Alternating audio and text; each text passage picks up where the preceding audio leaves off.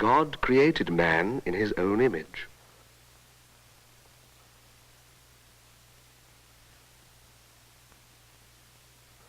In the image of God created he him. Male and female created he them. And the Lord God planted a garden eastward in Eden, and there he put the man whom he had formed.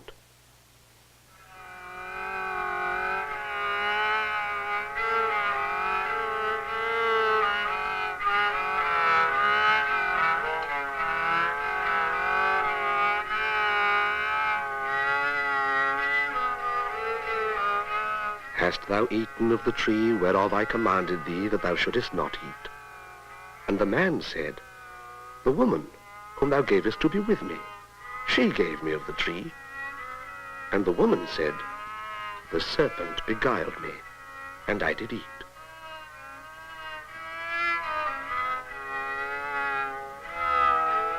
Unto Adam also and to his wife did the Lord God make coats of skin. So he drove out the man.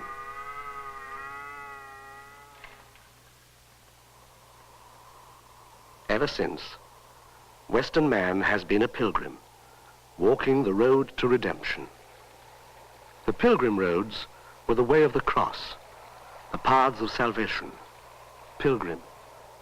The word has always rung with a sound of joy, of hope. But never has it sung with more fervor or vitality than in the 12th century on the road to Santiago de Compostela in northwestern Spain. For months, the pilgrims trudged through uncharted country to reach the shrine of St. James the Greater, called Santiago by the Spaniards. In the 12th century, 500,000 people a year earned the scallop shell badge of the pilgrim to Santiago. More than then lived in London, Paris, and Rome combined. The relics they traveled so far to honor were those of the Apostle James.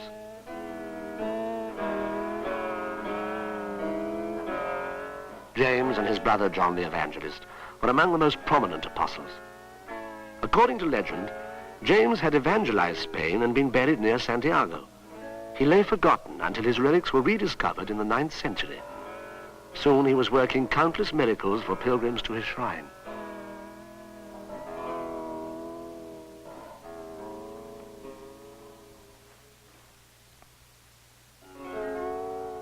The Spanish kings, in their desire to attract foreign pilgrims, did much to repair the damage done by the Moors during the 3 centuries they had occupied northern Spain. Roads and bridges were built to help the pilgrims on their way. Measures were taken to protect them from brigands and from exploitation by greedy ferrymen, toll collectors, and innkeepers.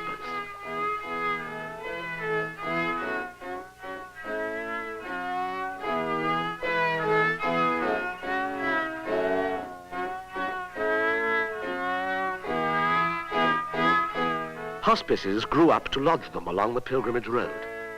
As the travelers arrived, the monks and nuns washed their feet as Christ had washed the feet of the apostles. Under the entrance archways, the pilgrims took shelter. You can still see the crosses and symbols they scratched in the stone.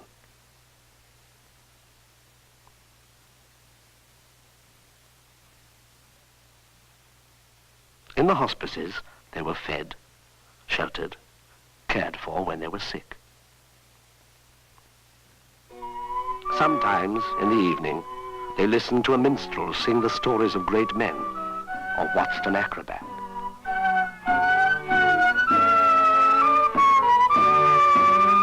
They played games. They read.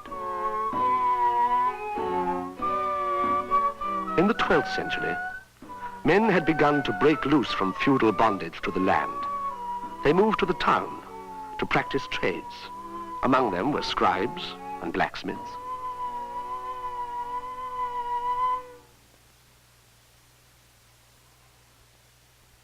There were cobblers and furriers, whose sign was the squirrel. Trade flourished and money circulated. Merchants built fine new townhouses. Watchmen patrolled the city walls of a bellicose society. 12th century men, with their new freedom and prosperity, were able to travel as they had not for hundreds of years.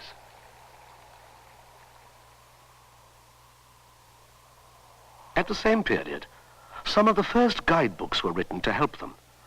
One of them, The Pilgrim's Guide, was signed by Émile Picot, clerk in orders at Parthenay in western France. It outlined the main itinerary. There are 4 routes leading to Santiago, which join to form a single road at Puente la Reina on Spanish soil. One leads through Tours, Poitiers, Saintes, and the city of Bordeaux. Another through Vézelay, Saint-Léonard in the Limousin, and the city of Périgueux. Another goes by way of Le Puy, Conques, and Moissac. A 4th leads through Arles, Toulouse, and the Saint-Paul Pass.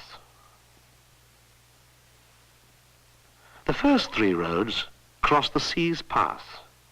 They join the road that crosses at Saint-Paul in Puente la Reina.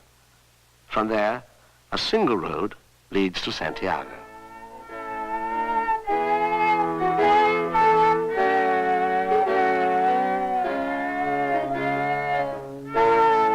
On each of the 4 roads through France was one of the great archetypes of the pilgrimage churches, with their chapels along the transept and around the apse.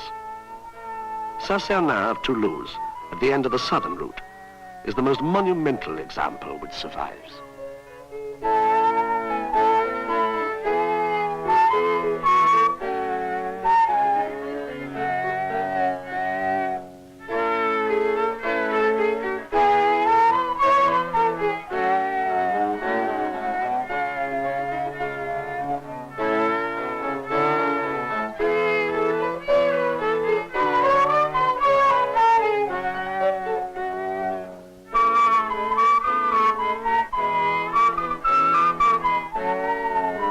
The sculpture of St. James had a prominent place to the left of the south portal.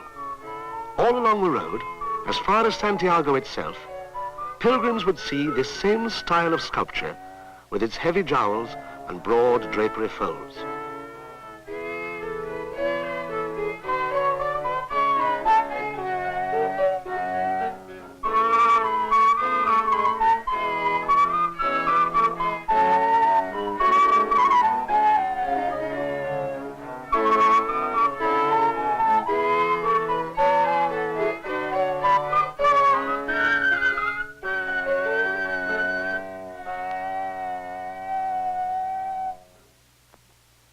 Both sculptors and architects began as simple stoneworkers. As late as the middle of the 12th century, they did some manual labor themselves. The Middle Ages did not distinguish between the artist and the artisan. Quarriers always remained a class apart from other stoneworkers. Their craft was the basis of all stonework. In the quarry, the medieval builder served his apprenticeship.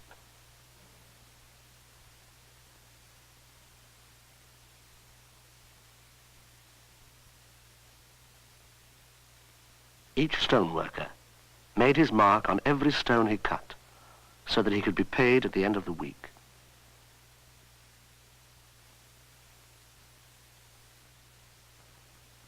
Romanesque churches are a series of building blocks wedged firmly together to support a heavy roof. Absidial chapels buttress the apse.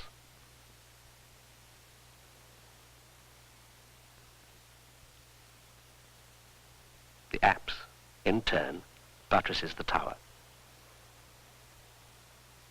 Tribunes along the nave support the roof.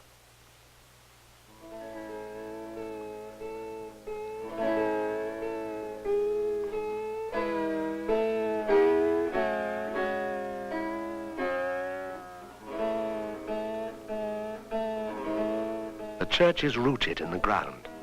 It seems to grow out of the earth rather than to sit on it.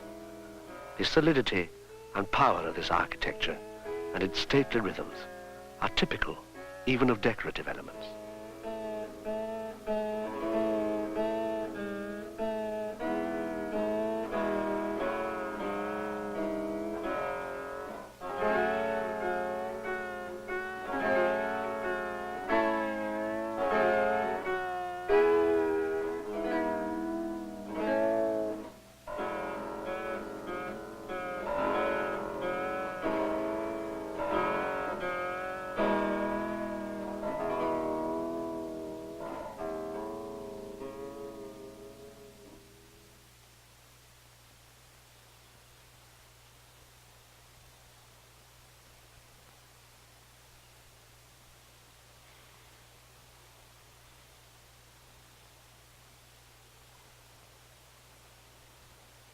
Romanesque art constantly betrays its Oriental origins. At the church of Saint-Michel-d'Aiguille, set on a volcanic pinnacle dominating the Auvergnat town of Le Puy, the tri-lobed archway and patterned stone materialize out of an Oriental dream. These ancient motifs came into France from Spain along the pilgrimage road. At San Miguel de la Escalada, the horseshoe arches recall the arcades of a Muslim mosque. The Moors had brought many such Oriental motifs into Spain in their intricate ivories.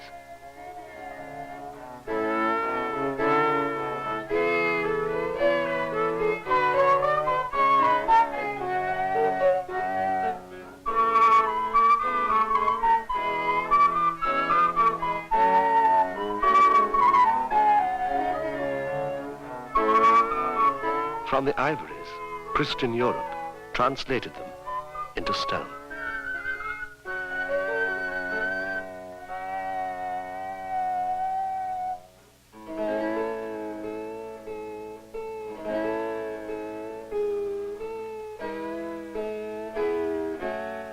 Along the Way of St. James, 12th century man wrote in stone the definitive textbook on Romanesque architecture. The banded barrel vault is characteristic of the Romanesque church. The walls are thick. Only a few small windows break their solid sweep. They enclose a definite space, dim and awesome. Here are no Gothic transparencies of glass, color, light. The Romanesque world is massive, mysterious, fundamental.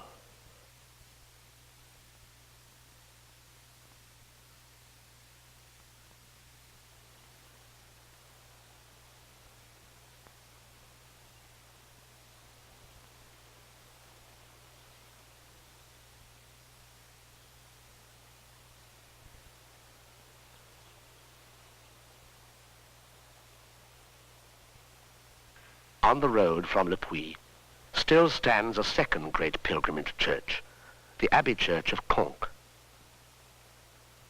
Travelers entered town through the Rue Charlemagne. In the lonely village, they found a monumental church, a vast reliquary in which they moved among holy objects in a kind of pilgrimage within a pilgrimage. Side aisles along the nave and transepts stretched all the way around the choir.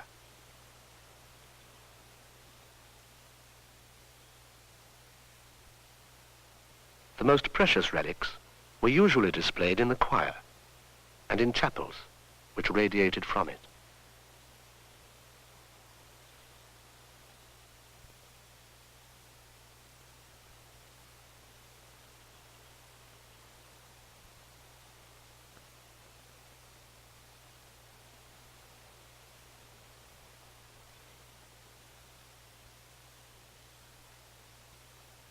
But the journey began at the western portal.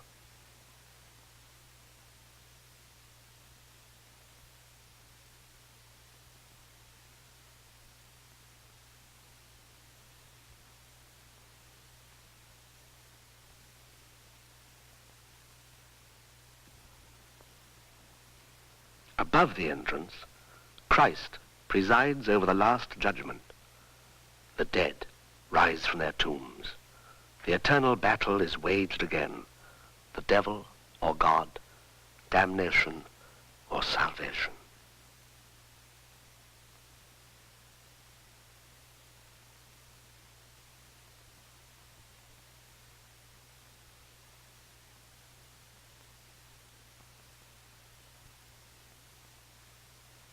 The elect are ranged under the arcades of a celestial Jerusalem, but the sinners endure the most ingenious tortures of hell. Grimacing devils beat and devour them, trap them in nets, pull out their tongues, roast them in the fires of eternal damnation.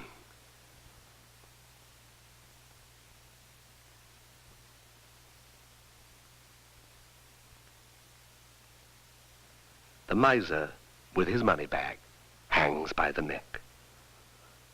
A local knight, who was unfriendly to the abbey, is tumbled unceremoniously from his horse. Sainte Foy, the patron of the church, kneels to intercede for the sinner, to free him from the bonds of evil as she had loosed the chains of innumerable prisoners. Her image in stone on the tympanum was an introduction to her relics, enshrined in splendor in the church choir. She had been the glory of Conques since the 9th century, when an enterprising monk stole her relics from a monastery at Agen, where she had been martyred, and brought them back to his own abbey. The majesty of Sainte Foy, glittering with gold and precious jewels, fascinating and savage, has less of the martyr than of the pagan idol, avid for worship. She is the queen of the reliquaries fashioned by medieval man.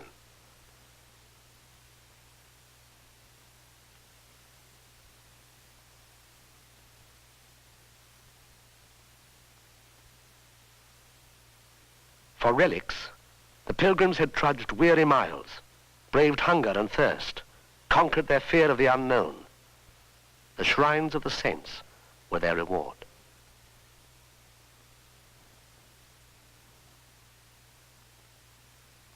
The pilgrims knelt in dim chapels, in an ecstasy of worship, before these magic boxes of potent charms. A splinter of bone, a hair, a tooth, and their burden of sin was lifted. The road to redemption was opened.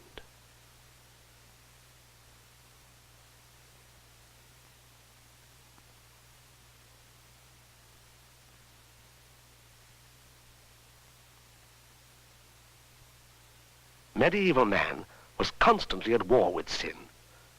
Nowhere is the battle between good and evil more dramatic than in the capitals of Vézelay. Sin is punished, God triumphs over the devil.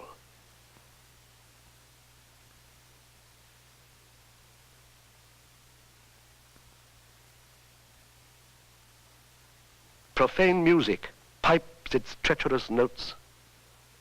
Serpents eat at the unchaste woman.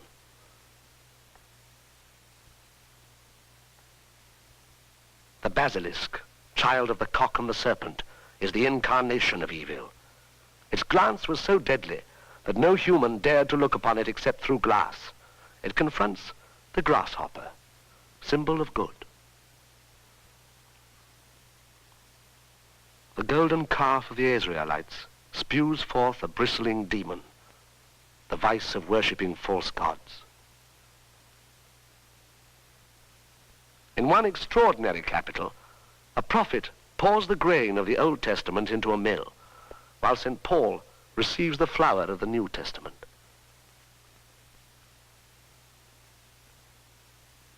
The 4 rivers of paradise flow. The 4 winds whistle through their funnels.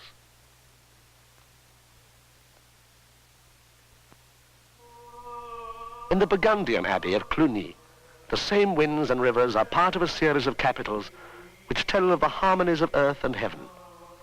There are the 4 trees of paradise, the apple, grape, olive, and fig.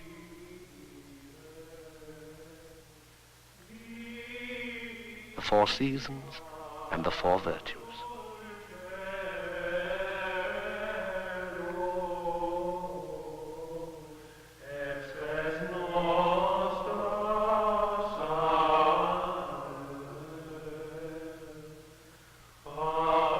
There are the 8 tones of the Gregorian chants which filled the immense church. In their harmonies was thought to be the supreme explanation of all things.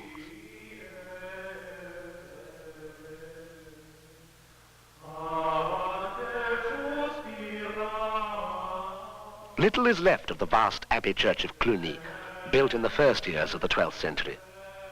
The south transept gives some notion of the monumental proportions of the church which so inspired Romanesque architects.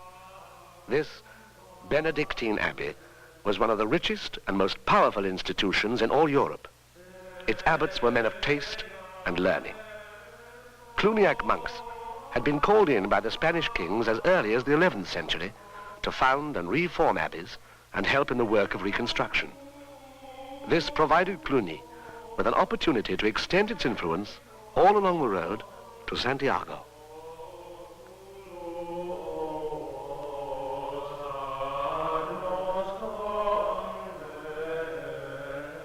In the choir of the Abbey Church, there were probably frescoes like those which are still preserved in the chapel of Berzé-la-Ville, a few miles away.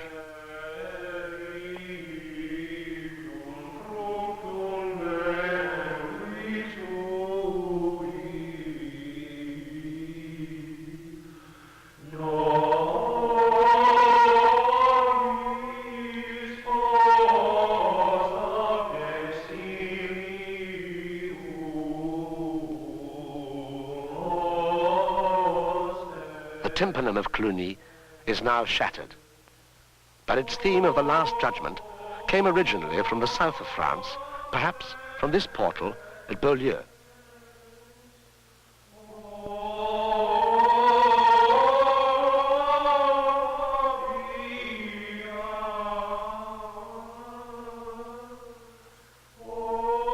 Sculptors throughout Burgundy were inspired by this great idea.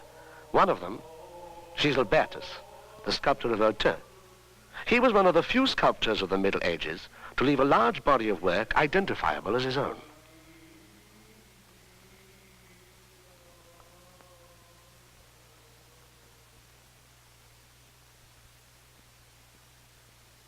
In Giselbertus' sculpture, man's struggle for redemption is again the dominant idea.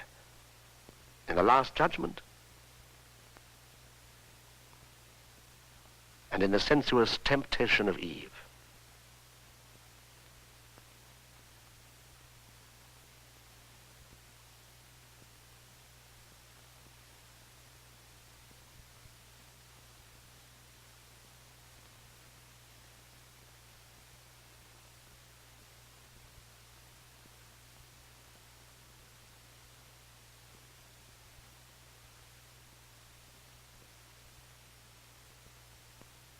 The face of sin and the face of purity. Eve is redeemed by Mary.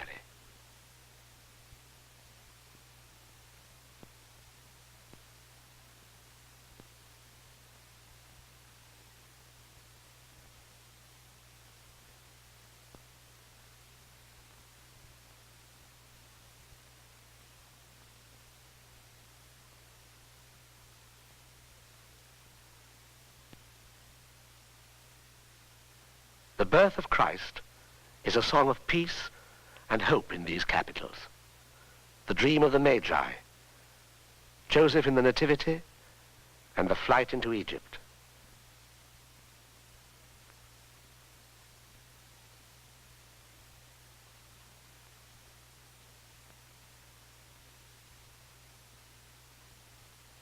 But sin has not been vanquished. Hope still struggles with despair. Charity with avarice.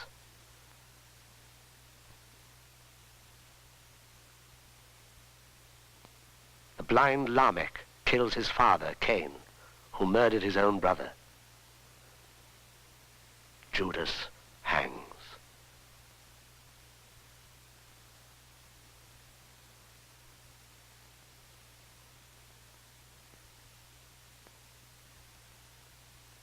Of all the sins, unchastity was particularly castigated by the 12th century church. It symbolized the increasing worldliness of society. Over and over, the adulterous woman is devoured by serpents.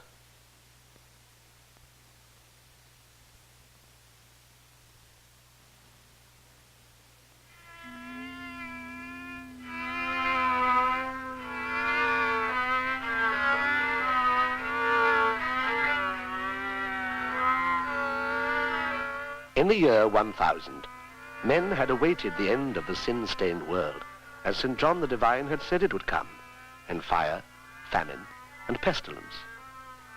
More than a century later, the world was as it had been, and men could hope again. But the Romanesque tympanums of the apocalypse warned that the danger had not wholly vanished.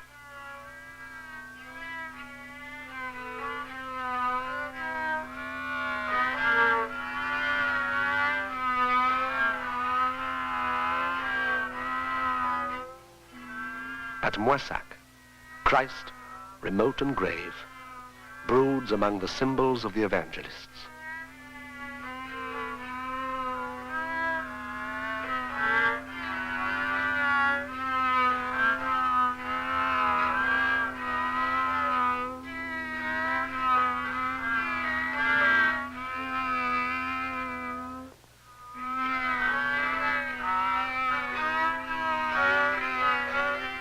Staring up at him are the elders, crowned, carrying musical instruments, and golden vials full of odors, which are the prayers of the saints.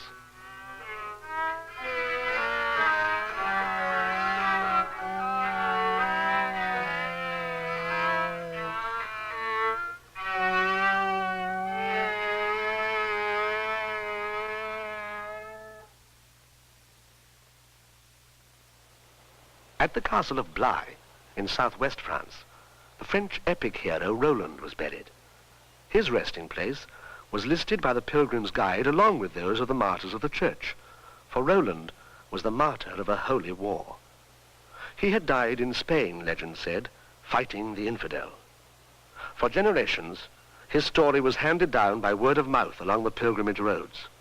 In the 12th century, the Song of Roland was finally written.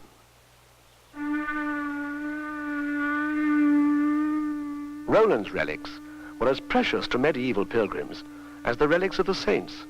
This ivory horn was among the most sacred.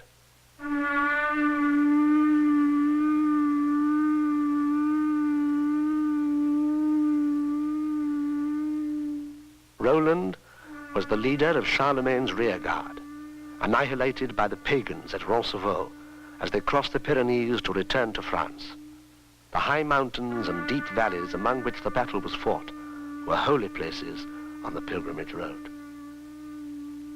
Here, the mighty verses of the Song of Roland must have come to life for 12th century travelers. The betrayal of Roland to the Saracens, the valiant struggle of the French knights, Roland's despairing acceptance of the need to summon Charlemagne, too late, the battle lost. The blowing of his horn, so loud and so long that his temple burst. His attempt to destroy his sword, lest it fall in the hands of the enemy, succeeding only in splitting the rock on which he struck. The death of the noble count, his sword and horn beneath him, his face turned towards Spain.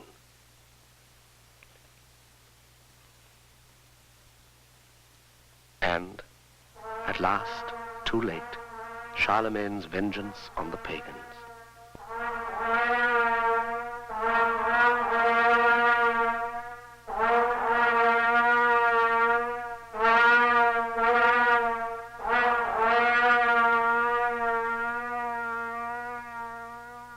Here, where Charlemagne crossed the Pyrenees 300 years before to answer the call of St. James, the pilgrims entered Spain.